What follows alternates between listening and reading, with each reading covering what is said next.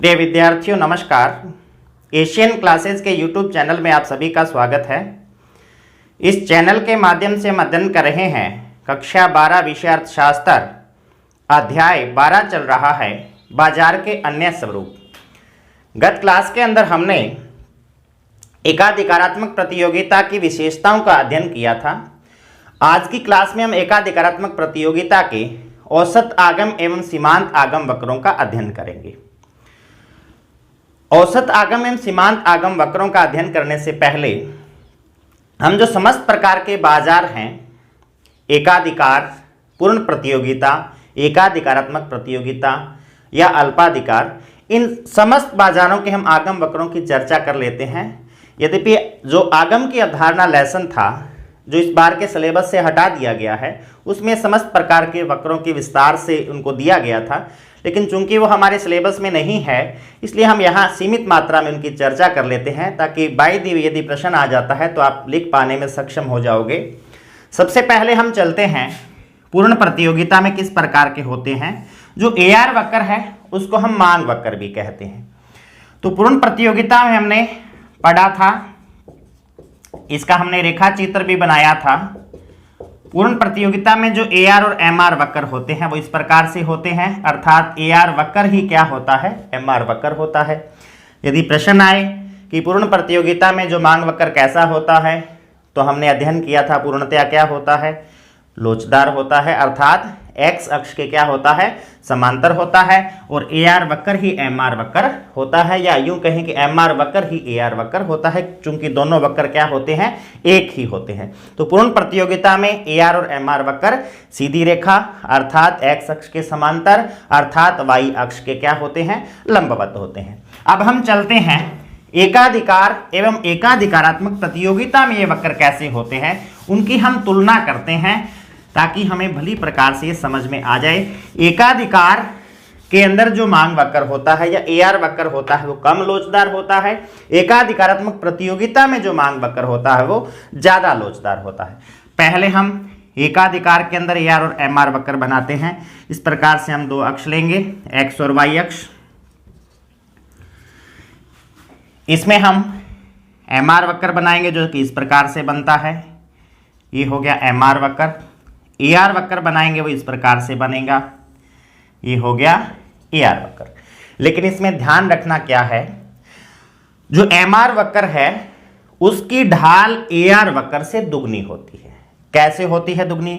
जैसे यदि हम इस MR वक्र को आगे डैश डैश से बढ़ाएं और X अक्ष को यदि ये जहां पर काटता है, ठीक इसी प्रकार से इसको भी आगे बढ़ाएं और जहां ये X अक्ष को ये काटेगा, तो ये वाली जो दूरी है इस वाली दूरी के क्या होगी, बराबर होगी। और जब ये बराबर होगी तभी इसका ढाल इससे क्या होगा, डबल होगा, दुगना होगा। तो ये बात हमें ध्यान रखनी है कि एकाधिकार के अंदर क्या होता है, एकाधिकार में MR वक्र की ढाल है वो AR वक्र से क्या होती है, दुगनी होती है। और हमें कैसे पता चलेगा, ऐसे पता चलेगा कि यदि MR वक्र को और AR वक्र को आगे बढ़ाया जाए और दोनों X अक्ष को काटें तो इनके बीच की दूरी और ये वाली दूरी क्या होगी, आपस में एक दूसरे के बराबर होगी। अर्थात मूल बिंदु से लेकर जहां AR वक्र काटता है इन दोनों के मध्य बिंदु पर MR वक्र X अक्ष को क्या करेगा,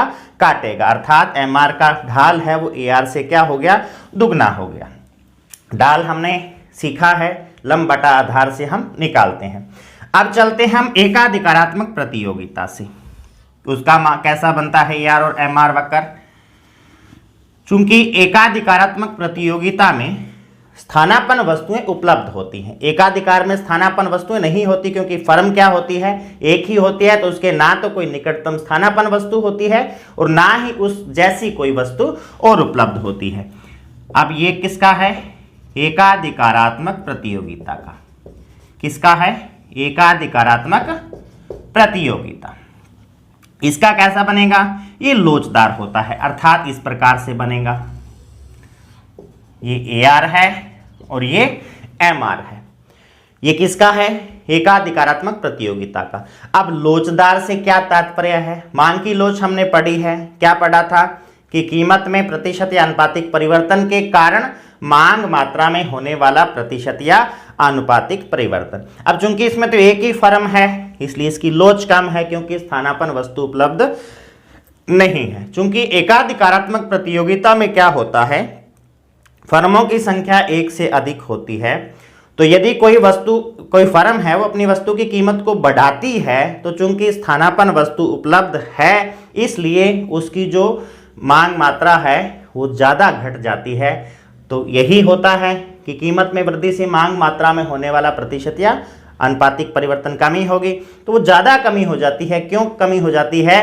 क्योंकि उपभोक्ता उस वस्तु के महंगी होने के कारण जो सस्ती वस्तु है, कौन सी, स्थानापन्न वस्तु, अर्थात जो उसकी जगह काम में ली जा सकती है, तो उसको खरीदना प्रारंभ कर देता है, इसलिए इसकी मात्रा है वो ज़्यादा घट जाती है, इसीलिए इसकी लोच क्या होती है, ज़्यादा होती है। तो ये दोनों में अंतर है। पूछा जाए कि एकाधिकार और एकाधिकारात्मक प्रतियोगिता की मांग वक्रों में या एआर वक्रों में क्या अंतर है, तो हमें क्या लिखना है कि ये कम लोचदार होता है और ये ज़्यादा लोचदार होता है। कारण पूछा जाए तो हम लिख सकते हैं कि चूंकि एकाधिकार में स्थानापन्न वस्तु उपलब्ध नहीं होती और एकाधिकारात्मक प्रतियोगिता में स्थानापन्न वस्तु उपलब्ध होती है, इस कारण से उसकी जो लोच है वो ज़्यादा होती है, अर्थात ये ज़्यादा लोचदार होता है।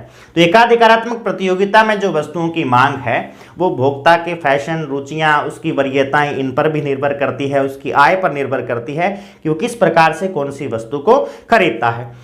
तो जो मोटे मोटे कारक हैं एआर या मांग वक्र की लोच को प्रभावित करने वाले एकाधिकारात्मक प्रतियोगिता में वो कौन कौन से हैं? सबसे पहले आता है वस्तु में भिन्नता का अंश।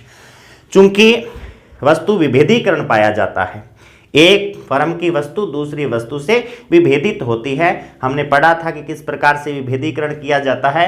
तो एक वस्तु का दूसरी वस्तु से विभेद कितना है, अर्थात दोनों वस्तुओं में डिफरेंस कितना है, भिन्नता का अंश उनमें कितना विद्यमान है, इस पर उसकी लोच क्या करती है, निर्भर करती है। दूसरा आता है उपभोक्ता की वरीयताएं। उपभोक्ता की प्रेफरेंसेस क्या है, कौन सी वस्तुओं को वो खरीदना चाहता है, कौन सी को नहीं खरीदना चाहता, ये भी उसके अंदर क्या है, एकाधिकारात्मक प्रतियोगिता में वस्तु की मांग वक्र की लोच को प्रभावित करती है। तीसरा आता है समूह में फर्मों की संख्या, क्योंकि जितनी ज्यादा फर्में होंगी उतनी ही ज्यादा स्थानापन्न वस्तुएं उपलब्ध होंगी, जितनी कम फर्में होंगी उतनी ही कम स्थानापन्न वस्तुएं उपलब्ध होंगी। तो समूह में फर्मों की संख्या है वो हमने ये पढ़ा था, इसको ध्यान में रखना है कि एकाधिकारात्मक प्रतियोगिता में उद्योग की जगह किसकी अवधारणा है, समूह की अवधारणा है। तो समूह में जो फर्मों की संख्या है वो भी उसकी मांग की लोच को प्रभावित करती है। मांग की लोच से तात्पर्य वही कि कीमत में प्रतिशत परिवर्तन के कारण मांग मात्रा में होने वाला प्रतिशत या आनुपातिक परिवर्तन। तो ये था एकाधिकारात्मक प्रतियोगिता और इसके औसत एवं सीमांत आगम वक्र। अब हम अल्पाधिकार का भी यही अध्ययन कर लेते हैं कि अल्पाधिकार में मांग वक्र कैसा बनता है। हमने वैसे पढ़ा था स्वीजी का जो विकुंचित मांग वक्र मॉडल या स्वीजी मॉडल पॉल एम स्वीजी ने दिया था, इसीलिए उसी के नाम पर उसका नाम रख दिया गया है। इस प्रकार से विकुंचित होता है। किस प्रकार से? उसका एआर वक्र इस प्रकार से बनता है। पूछा जाए विकुंचित क्यों होता है, क्योंकि उसकी स्ट्रक्चर इस प्रकार से होती है। अब इसके संगत जब ये बनाया जाता है एमआर वक्र तो वो बीच में से इस प्रकार से बनता है। एमआर वक्र इतनी दूर में असतत हो जाता है, रेगुलर नहीं होता। इतनी दूर में क्या होता है, डैश डैश से इसको बनाया जाता है और ये यहां से मोड़ युक्त है। एआर वक्र पहले इस प्रकार से चलता है फिर इस प्रकार से हो जाता है। इस बैंड या मोड़ के कारण ही इसको क्या कहते हैं, मोड़ युक्त कहते हैं। किसने दिया था ये मॉडल, ये इसकी व्याख्या स्वीजी ने की थी। किसने की थी, स्वीजी ने। और मोड़ युक्त एआर वक्र या मोड़ युक्त मांग वक्र का ये मॉडल है और किसके अंदर है, अल्पाधिकार में। किसमें है, अल्पाधिकार में। तो ये मोटी मोटी एक व्याख्या किसकी, एकाधिकार, एकाधिकारात्मक प्रतियोगिता पूर्ण प्रतियोगिता एवं अल्पाधिकार के किस प्रकार के इनके एआर और एमआर वक्र होते हैं। थोड़ा सा हमें इनका ध्यान रखना है कि भाई दिव्य 1 नंबर का 2 नंबर का प्रश्न आ जाए तो हम लिख सकते हैं इनको। तो ये अल्पाधिकार में स्वीजी मॉडल है, एकाधिकारात्मक और एकाधिकारात्मक प्रतियोगिता में कंपैरिजन आ सकता है, तुलना आ सकती है। तो एकाधिकारात्मक प्रतियोगिता का जो मांग वक्र है वो ज़्यादा लोचदार होता है, एकाधिकार का कम लोचदार होता है। और क्यों होता है? क्योंकि इसमें स्थानापन्न वस्तुएं उपलब्ध होती हैं और उसमें स्थानापन्न वस्तुएं उपलब्ध नहीं होती। तो अब हम चलते हैं अल्पाधिकार की क्या विशेषताएं हैं उसकी हम व्याख्या करते हैं। चलते हैं हम अल्पाधिकार पर। क्या है अल्पाधिकार? इसका हमने कंपैरिजन की टेबल में भी थोड़ा अध्ययन किया था। तो अल्पाधिकार है जो इसमें फर्मों की संख्या क्या होती है? कम होती है। तो चूंकि फर्मों की संख्या कम होती है इसलिए प्रत्येक फर्म का कुल उत्पादन में एक बड़ा हिस्सा होता है। इस कारण से प्रत्येक फर्म जो कुल उत्पादन है उसको प्रभावित करने की क्षमता रखती है, सक्षम होती है कि वो उत्पादन को प्रभावित कर सके। चूंकि फर्मों की संख्या क्या होती है? कम होती है। और ये फर्में समरूप वस्तुओं की भी बिक्री करती है और विभेदीकृत वस्तुओं की भी बिक्री करती है। अर्थात समरूप एवं विभेदीकृत अलग अलग एवं एक जैसी दोनों प्रकार की वस्तुओं का क्या करती है? उत्पादन करती है। और यदि उदाहरण पूछा जाए तो जैसे वाहन उद्योग है, सीमेंट उद्योग है, या एल्यूमिनियम जो उद्योग है, स्टील उद्योग है, ये सारे के सारे किसके उदाहरण हैं? अल्पाधिकार के उदाहरण है। तो अल्पाधिकार में फर्मों की संख्या क्या है? कम है। और यदि ये फर्मों की संख्या सिर्फ 2 ही हो तो उसको क्या कहते हैं? हम द्वयाधिकार कहते हैं। तो कम से कम फर्मों की संख्या 2 से क्या होगी? अधिक होगी, क्योंकि 2 होने पर क्या हो जाएगा? द्वयाधिकार हो जाएगा। तो 2 से ज्यादा है और 10-12 से कम है, इसके बीच को हम क्या कहेंगे? अल्पाधिकार कहेंगे। तो जो 2 फर्मों का है वो क्या है? द्वयाधिकार, क्योंकि फर्में कितनी है? 2, और द्वय का मतलब क्या हुआ? 2। इसके मांग वक्रों की व्याख्या विभिन्न प्रकार के मॉडलों से की गई है। इसमें कुर्नो मॉडल है वो फेमस है। कुर्नो ने इसकी व्याख्या की थी एक झरने के पानी के आधार पर, जिसमें उसने ये अंत में निष्कर्ष निकाला था कि दोनों फर्मों में से प्रत्येक फर्म उत्पादन का 1/3 हिस्सा विक्रय करती है या बेचती है। चूंकि ये हमारे सिलेबस में है नहीं इसलिए हमें इसकी डिटेल में जाने की आवश्यकता नहीं है। भाई दिव्य प्रश्न आ जाए कि इसकी व्याख्या तो कुर्नो मॉडल के द्वारा। और क्या निष्कर्ष है कि दोनों फर्में अंत में कितना हिस्सा उत्पादन का प्रत्येक फर्म के आता है? 1/3 हिस्सा। तो हम थोड़ा सा इसको लिख सकते हैं। तो यह है अल्पाधिकार। फर्मों की संख्या 2 से अधिक होंगी, क्योंकि 2 होने पर इसको क्या कहेंगे? द्वयाधिकार कहेंगे। और द्वयाधिकार है वो अल्पाधिकार बाजार का सबसे सरल रूप है, क्योंकि इसमें फर्मों की संख्या जो हो सकती है वो सबसे क्या है? कम है। क्योंकि 1 होते ही क्या हो जाएगा? एकाधिकार हो जाएगा, क्योंकि फर्म क्या हो गई? 1 हो गई। और 1 से बढ़ते ही क्या हो जाएगा? द्वयाधिकार। तो अल्पाधिकार का सबसे सरल रूप कौन सा है? द्वयाधिकार है। बाय दिव्य प्रश्न आ जाता है 1 नंबर का कि अल्पाधिकार बाजार का सबसे सरलतम रूप, तो हमें क्या लिखना है? द्वयाधिकार लिखना है। और यदि 1 हो जाए तो ये फिर अल्पाधिकार नहीं रहेगा, क्या हो जाएगा? एकाधिकार हो जाएगा, क्योंकि एकाधिकार में फर्मों की संख्या क्या होती है? 1 ही होती है। अब चलते हैं हम अल्पाधिकार की विशेषताओं का अध्ययन करते हैं कि अल्पाधिकार की विशेषताएं क्या है। सबसे पहले आता है पारस्परिक निर्भरता। चूंकि अल्पाधिकार में फर्मों की संख्या क्या होती है? सीमित होती है, कम होती है। इसी कारण से प्रत्येक फर्म जो कुल उत्पादन है उसको प्रभावित करने की क्षमता रखती है। अर्थात कोई भी एक फर्म उत्पादन बढ़ाती है या घटाती है तो जो बाजार का कुल उत्पादन या कुल उस वस्तु की जिसका विक्रय किया जाता है उसकी मात्रा क्या होती है? प्रभावित होती है। इस कारण से सभी फर्में आपस में एक दूसरे से जुड़ी हुई होती है, एक दूसरे पर क्या होती है? निर्भर होती है। नेक्स्ट आता है प्रतियोगिता। चूंकि ये समरूप एवं विभेदीकृत दोनों प्रकार की वस्तुओं का क्या करती हैं? विक्रय करती हैं। और प्रत्येक फर्म का उद्देश्य भी क्या होता है? लाभ कमाना होता है। फर्मों की संख्या सीमित है। इस कारण से प्रत्येक फर्म उत्पादन की कुल मात्रा को क्या करती है? प्रभावित करती है। तो जो अल्पाधिकार में प्रत्येक फर्म है वो प्रत्येक दूसरी फर्म, एक फर्म दूसरी फर्म की कीमतों पर या उसकी रणनीतियों पर निगरानी रखती है। इस कारण से उनमें क्या हो जाता है? प्रतियोगिता या कंपटीशन की भावना हो जाती है कि कौन सी फर्म कीमत बढ़ा रही है कौन सी फर्म कीमत घटा रही है, इन चीज़ों का दूसरी फर्म के द्वारा ध्यान रखा जाता है, अर्थात कंपटीशन हो जाता है, प्रतियोगिता रखी जाती है एक फर्म की दूसरी फर्म से। नेक्स्ट आता है विज्ञापन।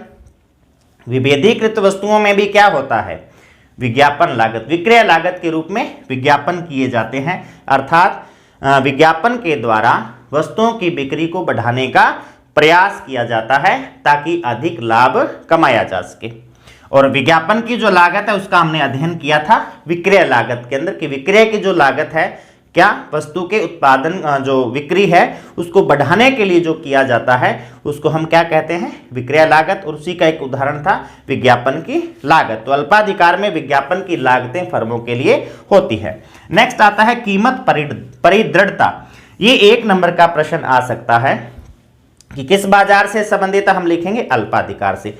कीमत परिदृढ़ता से क्या तात्पर्य है, कीमतों की एक जगह स्थिर रहने की प्रवृत्ति पाई जाती है, किसमें, अल्पाधिकार में। इसी को हम क्या कहते हैं, कीमत परिदृढ़ता कहते हैं। क्यों पाई जाती है, देखिए फर्मों की संख्या क्या है, सीमित है, तो प्रत्येक फर्म का जो बाजार का कुल उत्पादन है या कुल बिक्री है उसमें एक बड़ा हिस्सा होता है। अब जैसे मान लीजिए कि किसी भी फर्म के द्वारा बिक्री को बढ़ाने के लिए कीमत को कम कर दिया जाता है, तो प्रतियोगिता के कारण क्या होता है, दूसरी फर्में उसके इस एक्शन पर निगरानी रखती है।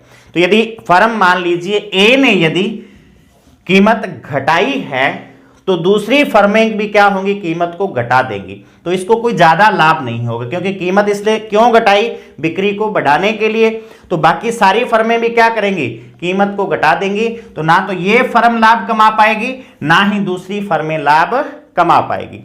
अब मान लीजिए कि ये फर्म कीमत बढ़ा देती है, कीमत को क्या कर देती है, बढ़ा देती है। यदि ये फर्म कीमत बढ़ा देती है तो इसकी जो बिक्री है वो घट जाएगी, क्योंकि दूसरी फर्में कीमत को नहीं बढ़ाएंगी, तो इसका क्या होगा, लाभ घट जाएगा, इसलिए फर्म भी कीमत को नहीं बढ़ाएगी, स्थिर रखेगी।